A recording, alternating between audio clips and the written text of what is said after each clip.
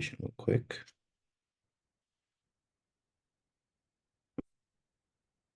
Hoping it's on display for everyone. I guess Vahe will tell me if that's not the case. Hi, everyone. My name is Radu Kotarcha. I'm not holding Vahe against not being able to pronounce it. Very few people can. Vahe asked me to talk to everyone about how we've been able to monetize our publication into an alternative form of a commercialization. So I decided to address everyone on how we built and how we leveraged, aka monetized our offline community into events per se. Specifically, and just to give everyone a bit of background, CEE Legal Matters, or CLM short, is a print and online publication for and about lawyers in Central and Eastern Europe. It's not a particularly exciting field. It's just one that we ended up finding a niche in ourselves. And we've been in the market for just over 10 years. We celebrated 10 years in December last year. Now, the obvious question is why we needed to develop a strategy to monetize offline, and why that particular focus made sense for us. First of all, it's probably everyone is here to attend the monetization week because it is not a secret that monetizing publications in this day and age has its particular challenges. For us as a publication focused on the niche of the legal sector, and even more so specifically focused on Central and Eastern Europe, which is a set of 24 jurisdictions, how we define them, is particularly challenging because we operate in an industry that's not just very conservative, not very marketing savvy itself, but also faces a great deal of conservatism under the plight of so-called bar regulations that don't allow lawyers to advertise or promote themselves. So we don't just face the traditional challenges that most publications do, but we also have quite a bit of an uphill battle with our specific market per se. Now, in our mind, that was, an inherent challenge in the niche that we identified, but we thought if we build a publication and we gain traction, that problem should go away just by virtue of inevitably, if we build enough of a large platform, people will want to sign up and get visibility through it. What I'm showing right now on screen is a direct copy paste from our rate card. We've done well for ourselves. You see both traffic stats as well as social media stats. This was put together at the beginning of the year. The LinkedIn following has already just jumped 12.5 thousand people. So our reach is definitely there, and it should have made our lives easier in terms of monetization, but that was still not the case. And even more so, we're deemed a fairly authoritative platform. You see just a snapshot of some of the publications that have turned to our content and have used it in their own writing, both looking at sector-specific legal publications, but also general business or global publications that I'm assuming resonate with a good number of people, even outside of the legal industry. So despite that, we built the platform, we had the traction, we had the authoritative position, but we still needed to monetize it. So we realized that going about the traditional model of charging for subscriptions and charging for advertising is going to be a bit slow. So I decided to explore other business models. And just by virtue of the fact that it was an industry that I was exposed to at the time, by virtue of my life partner, I decided to look at corporate events, and specifically at companies such as Marcus Evans or the likes, who organize corporate events, and they seem to be doing quite well for themselves. And we looked at their business model. And what you see on screen right now are a couple of snapshots from a few of these companies that focus specifically on building corporate events and how they monetize things. In the very far background, you'll notice that they offer sponsorship opportunities. But one of the things that we realized that they do is they have differential attendance pricing for their events between two categories of people. The so-called buy side that you see in the most front up picture would be charged $398 for one particular event, whereas the sell side or the solution provider are charged absolutely considerably higher rates. So then, trying to replicate that model, for us, it became clear that we need to segment our readership and try to figure out how we monetize our own events should we decide to go through those. So what we did as a first step was actually segmentation. We went to our subscriber base. I'm not going to read all of the snapshot of the subscribers that we have, but we started stressing out specifically the fact that we have different types of readership in our own audience.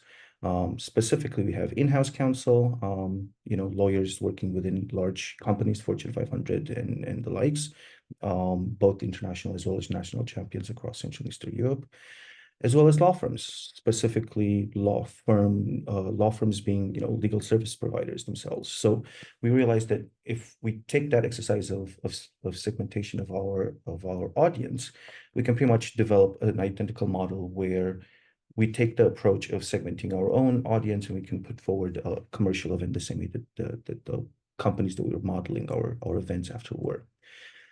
So as a result, we came up with what we call the CEE General Counsel Summit. The General Counsel is maybe a term of art for some of you. It's basically in-house counsel, senior in-house counsel. They have many different types of titles. They could be general counsel, legal managers, CLOs, whatnot. That's less important. What matters is we realize we can build an event focused around our in-house readership, i.e., we can build an event that brings together the so-called buying side into the legal industry. And we can also look to monetize not just those, but also monetize at a premium, the law firm side, i.e., the sellers, the solution providers, looking at the business model of those corporate events. Now, we did that from the very get-go, and it was a solid event because the moment you put together a room of potential decision makers for a target group, then that target group is going to be incentivized to participate. But we also decided to tweak it over time. Specifically, we decided to minimize the extent to which we were monetizing the GCs, i.e. the in-house or the buy side, out of a simple assumption that, the more we have, the better the event will be, and the more bang for their buck those on the buying side that attend these events will actually benefit from. In fact, by now, we barely monetize it. We have a nominal fee. I think it was 20 euros at the last event for the buyer sides, because we really try to minimize the commercial barriers that we have on that side altogether. And we, perhaps counterintuitively, eliminated the option for registrations on the so-called sales side, on the law firm side. Our thinking was that if we want to create a true general counsel summit, we wanted to fill up the room with GCs and have the room heavily be formed of general counsel. So what that meant is that we ended up restricting supply in terms of the spots available for law firms to attend. And by doing so, we actually were able to monetize at an even higher rate by virtue of selling not attendance tickets for these law firms, i.e. the buyers, but rather offering the opportunity to sponsor these particular events.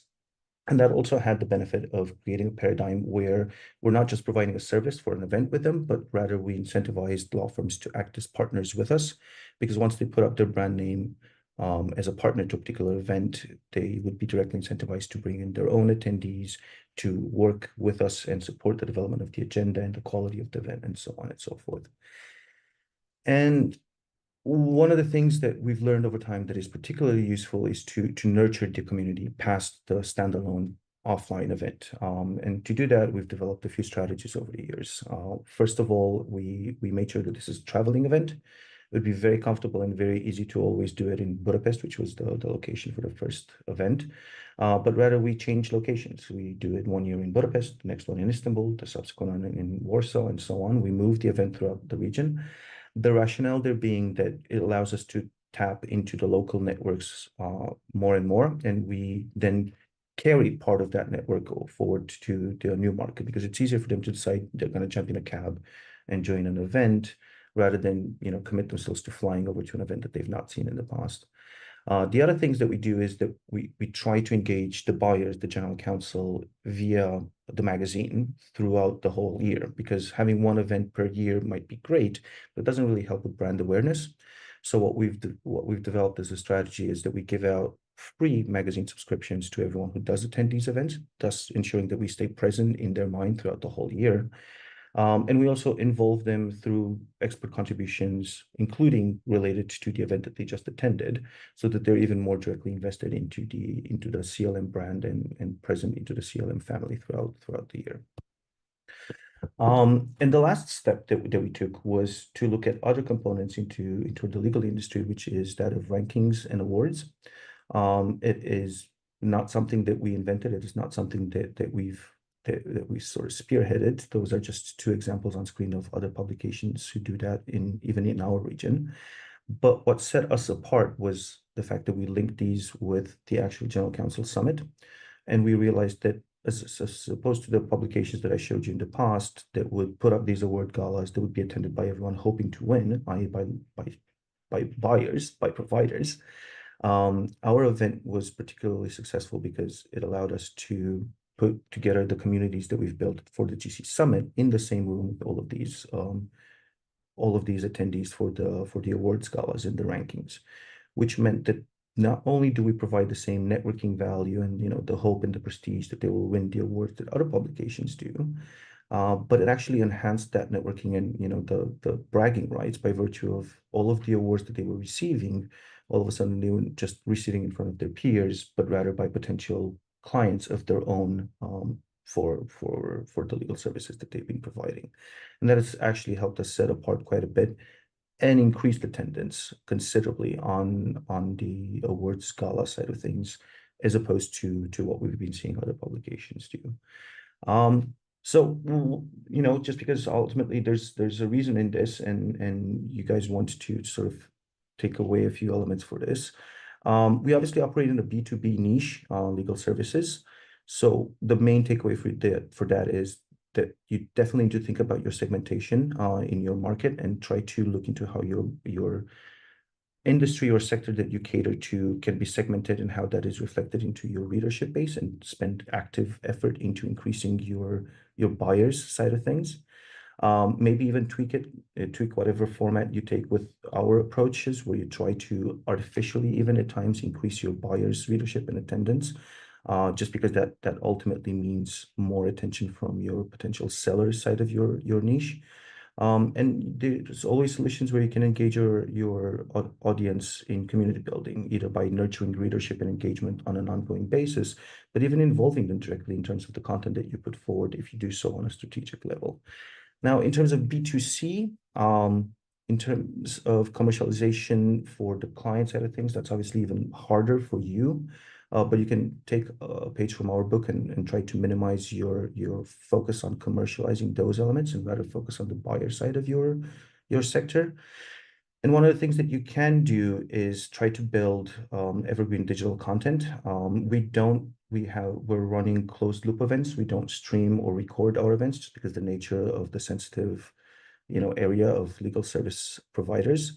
But it's not uncommon for those events to be recorded, to be put up, and then ensure that you have that visibility in your B2C sector on an ongoing basis. And that's something that you can then add value further as potential sponsors to enhance your commercialization on that side. That's about it from my side.